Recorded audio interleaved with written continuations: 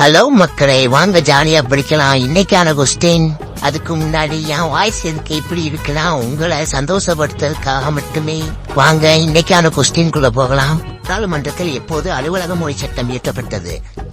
Answer 1963. நேர்சு நெறிமுறை கோட்பாடுகள் எந்த நாட்டிலிருந்து பெறப்பட்டது? Answer Ireland.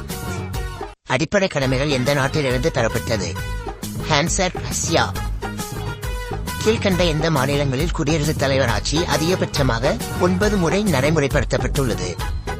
ஆன்சர் கேரளா மற்றும் பஞ்சாப். இந்திய அரசியலமைப்பை தன் கைப்பட எழுதியவர்? ஆன்சர் பிரேம் பிகாரி நரேன் ஹசேதா.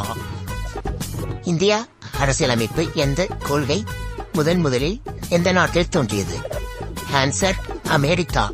இந்த கேள்விக்கான பதில கமெண்ட்ல சொல்லிட்டு உங்க ஃப்ரெண்ட்ஸுக்கு ஷேர் பண்ணிட்டு சப்ஸ்கிரைப் பண்ணிட்டு போங்க. நன்றி, வணக்கம்.